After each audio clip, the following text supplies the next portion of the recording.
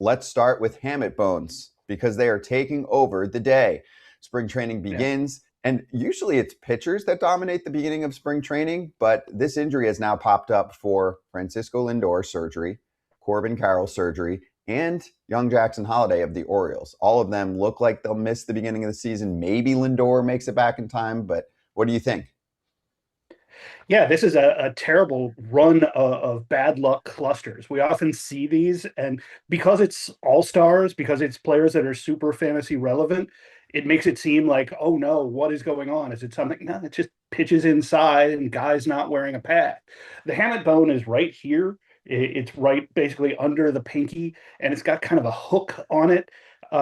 So it doesn't heal well, doesn't get a lot of blood flow. That hook never comes back on. So the easiest thing is just to go down in there and either cut that hook off and pull it out or take the whole bone out. Um, they don't love doing that whole bone removal at this point, just because we realize now how complex the wrist is. There's a lot of structure in there, not just bone, but cartilage and ligaments and tendons and blood vessels and nerves. And if it's not all right together, all those little tiny structures, sometimes it gets out of whack. And that's why these injuries are so tough. It's not that bones don't heal, it's that we often see a power drop. It used to be for 6 weeks after. Why 6 weeks? No idea. But for 6 weeks after, guys would just not be able to hit. It was Pablo Sandoval that really epitomized this. He had both of them knocked out.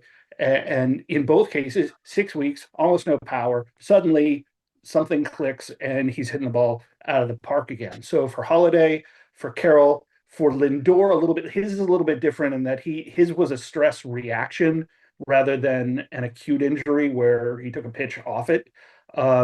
So there is still some question about that, and we're still trying to figure out exactly what's going on there with Carroll and Holliday.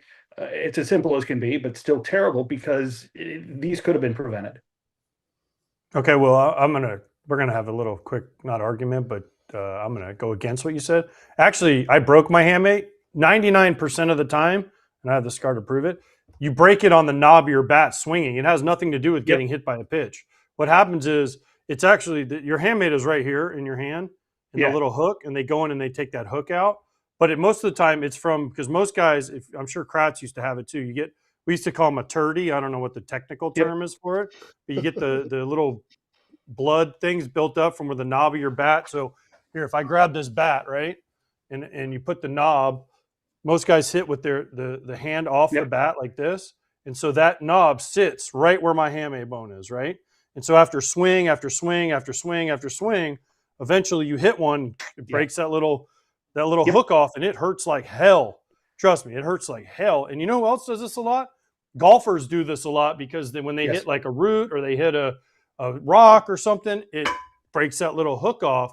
And when you say 6 weeks, 6 weeks is about right. Now, I did mine at the end of the year, so I was in the offseason, didn't matter. But I saw David Ortiz try to play through this, and he lost a lot of his power.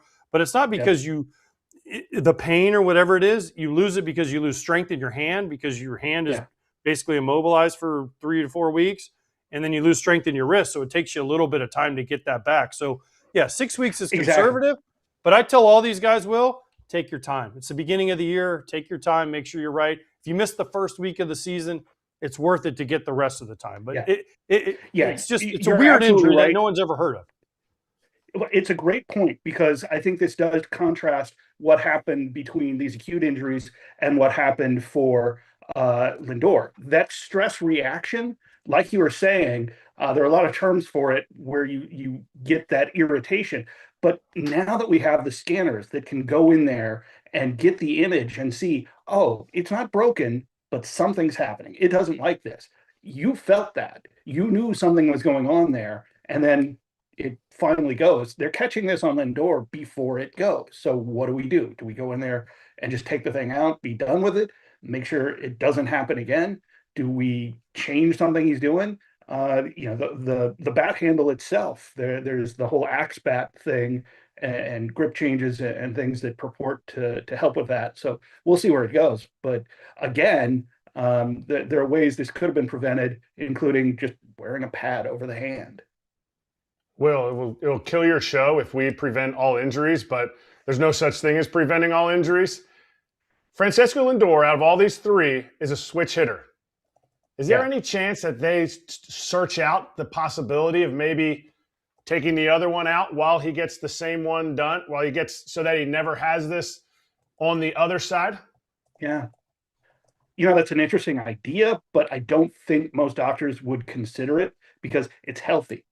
In theory, he's been healthy this whole time. You could do that with any player.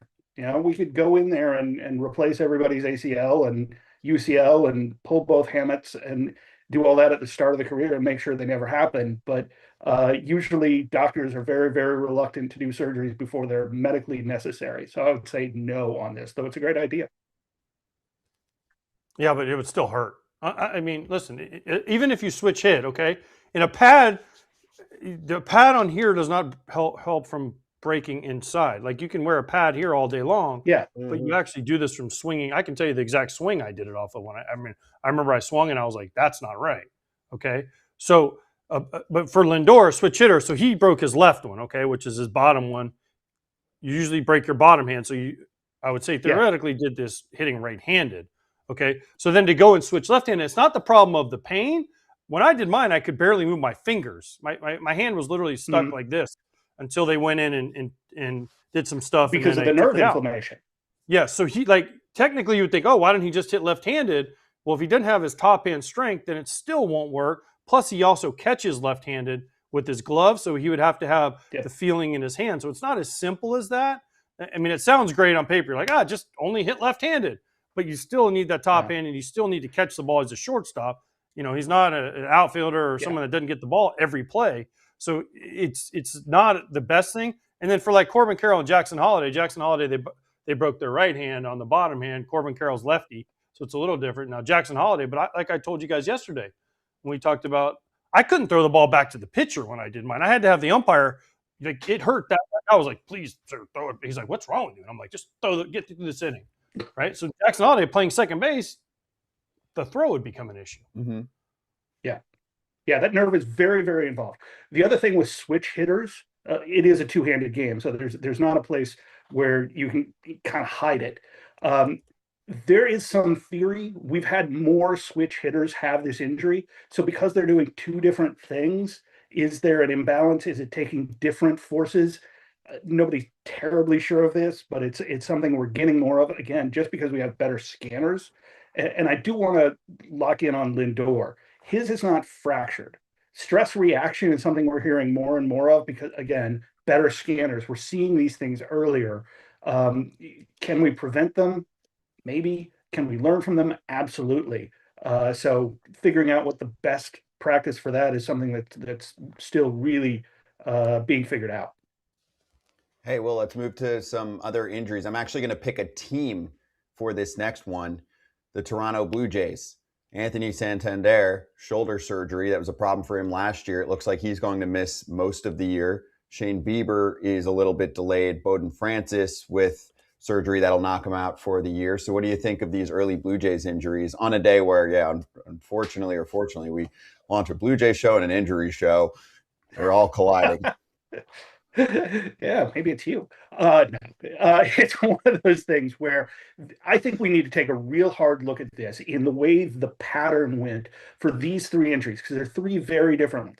You got Francis, which is one of those where, unfortunately, this is the time of year where we're going to see a bunch of UCLs, where guys had an off season where maybe they didn't ramp up right.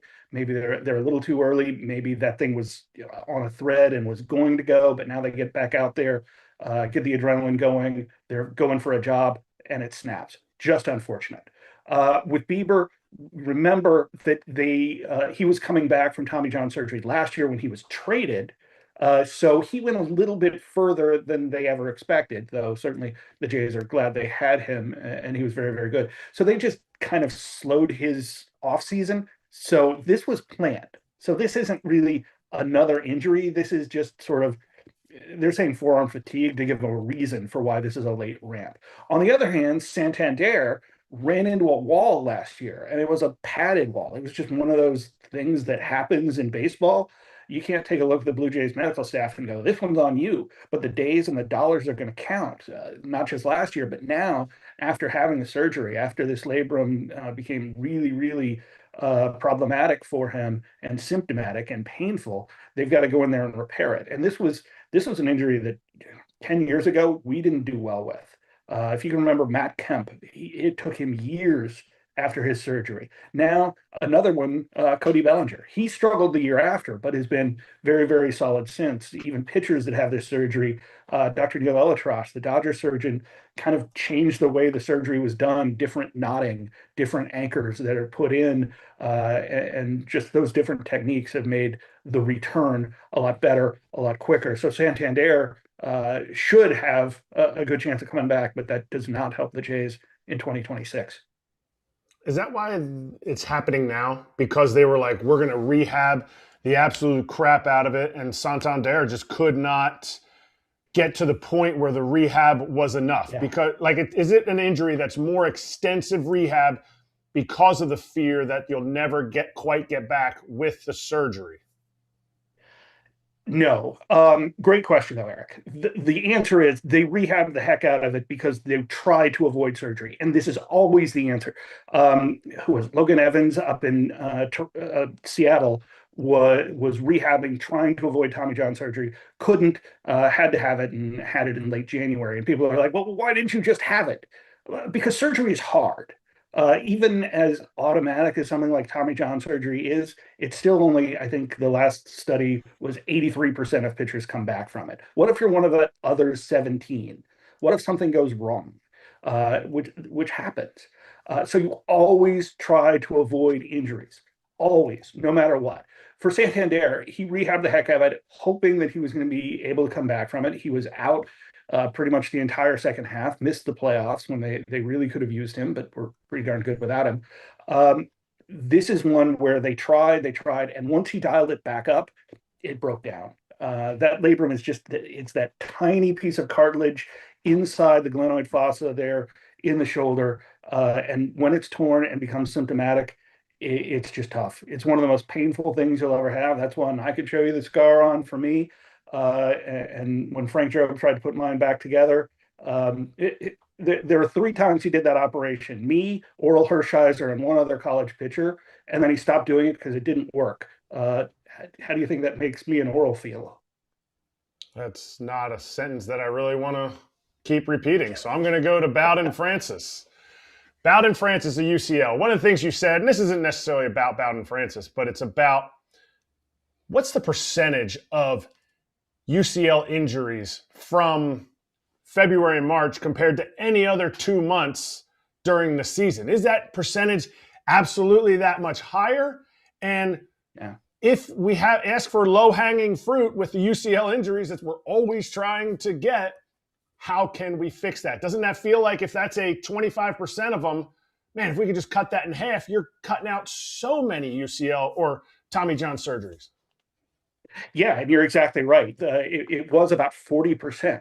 We would have half the injuries before, I think it was May 1st. And we see this pattern over and over. The NFL used to be that 50% of their injuries happened before week 2 of their season. And that's changed a little bit with changes they've made to contact in camp. But it is the same thing in baseball. We've seen a reduction of this because we understand ramps now. Guys used to shut down, and you would start throwing again in late December, early January, and work your way back up. And even spring training is still structured that way. And then you'd go out there for a couple innings and 3 innings and 4 innings and 5 innings and build your way back up. We understand a lot more of that right now, and you can very scientifically build these ramps and keep your workload in that green zone. So we are seeing a reduction in this. The problem is we're seeing those not just go away, but stretch out, and we're seeing more into June, July, and August. Well, we're talking about injuries before the season even started, really before the first day of spring training. And Kris Bryant is already on the 60-day IL because of a lower lumbar degenerative disc disease. Yeah. Can you explain what the heck that is? And he's going to miss 57 games already. He only played, in 11 last year? So, I mean, Yeah. can he come back from this? Because he still has like 2 or 3 more years left on this massive deal he signed. Yeah, I said last year that I didn't think we'd ever see Kris Bryant play again, and I'll stand by that. We may see a game or two here, but he has a degenerative disc in his back. He's going to need some level of surgery at some point. He's already had it. If you can think another Denver athlete, I guess you can think of him that way, it was Peyton Manning, who had 2 surgeries on his neck before he had to have a fusion, was able to come back, win a Super Bowl after that. So you can come back from it, but it's difficult. Baseball players with all the torsion, I can't think of a player that's had a fusion that it didn't in their career. Prince Fielder obviously comes to mind. His was in his neck. But when those discs in between the vertebrae go, bad things happen. There are too many nerves in there. There are too many problems. The fact is, he just can't twist. And if you can't twist, you certainly can't hit a baseball, let alone throw a baseball. A lot of the rhetoric coming out of Colorado is guys don't recuperate. Is this an injury that was happening and now like, oh, he's in Colorado, he's always in the higher elevation? It led to a faster decline or a faster like impact of this injury, or is that all fake and just something people say? No, I think certainly there is a high altitude effect, not necessarily this, because this is anaerobic. It's not like his spine is breathing. I assume he gets a decent amount of oxygen and that he's breathing in and out. The disc is one where it's structural. We often hear, it's not structural. What is structure? And when it comes to it, that disc is damaged, it's herniated, it's hardening, it's calcifying. Those nerves that go through there are being pinched. So he's having numbness, probably pain down his leg. A lot of people out there have probably experienced some sort of sciatica pain. As you get older, your body basically calcifies, which is one of the things we're learning with all this anti-aging research that's going on right now and biohacking. But for this, there's not really a whole lot they can do. You put in a cage, you fuse those vertebrae together. We've seen some advances. There was attempts to transplant discs. There are some external discs that they can put in there, but we haven't had a lot of success from it. And again, it comes down to, can he twist? And when he twists, what sort of pain is he going through? At his age, he's looking at very extensive back surgery. Again, it's a very, very common injury. It's just devastating for the skills of baseball. Okay, well, that was my question. I just recently had a friend that had back surgery and felt better like right away. I mean, had numbness in their leg, boom, had back surgery, and they don't play baseball, but they're just a normal person, and they're going to be back to normal, they said, in 4 to 6 weeks. Now, is that not something that Kris Bryant could do, or he just needs something that's so much more in depth that it wouldn't work? No, it comes down to the very specific skills of baseball. I mean, you understand better than most what kind of forces go into a swing. So if you're not able to twist, if you're putting that much pressure on it, even if they go in there and fuse those vertebrae together, now suddenly his spine doesn't move the same way. His vertebrae don't have that same cushion. They're locked back in. It just doesn't turn. Could he still hit? Maybe. But again, I've got an absolute blank on players that have had that and come back from it. If you're a regular guy, can you go back to work? Yep. But can you go back and play baseball? The simple answer is no. The real answer is probably not. Let's see. Hey, Will, a clever tweet this morning. It's, again, unfortunate when you're talking injuries, but when we threw out there that we were launching 3 new shows, someone replied to the injury territory one and said, "Oh, I didn't realize you guys rebranded Hammer Territory, which is our Brave show." Now, they went through it last year. I said, well played. I mean, it sucks, but well played. And they're already going through it this year. So I wanted to get your thoughts on the 3 names that I think are standing out for them too very recently. Even this morning, Walt Weiss, new Braves manager, mentioned how the situation for Joe Jimenez is very complex. He's already on the 60-day IL. He used to be a valuable part of the bullpen. Spencer Schwellenbach, very valuable part of the rotation. Dave O'Brien, who covered the team up until this year, was working for The Athletic covering the team and said, there was a velo uptick for Schwellenbach. He was speculating. That's soon after that fractures his elbow. Now has this issue that might lead to bone spur surgery. And then lastly, we can finish with Ha-Seong Kim slipping on ice. It's kind of like slipped on ice, but it's pretty serious because he's going to miss serious time for them too. So your thoughts on those three? Yeah, with Kim, it's unfortunate. These sorts of things happen. These people, we forget they're human, and things happen. We'll laugh about certain things. Who was it? Clint Barmas that fell down the stairs with a deer or something. There's always those quirky injuries that we can talk about and fill my column with laughter. But people do fall. People. What was Jonathan Lucroy? Dropped a suitcase on his hand. Things like that. Slipping on ice is just slipping on ice. It's unfortunate.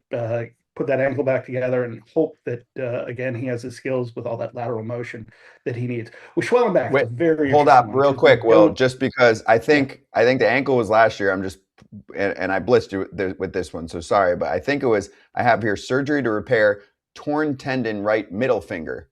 Right, I think the ankle was last year. Completely forgot. You got a lot of injuries flowing, so I'm throwing it in. Yeah, exactly. Sorry, I was thinking about the ankle from last year. I'd forgotten it was the hand. My bad. But it's a tendon.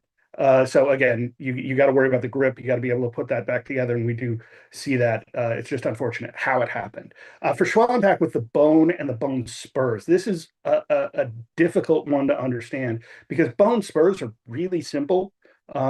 We've all played Operation. If you've got a bone chip, it's come off the bone. With a bone spur, it's just a little piece of bone, kind of like a blister that's come off. But what's it touching? Is it touching the UCL? Is it touching the ulnar nerve? Is it touching one of the other things?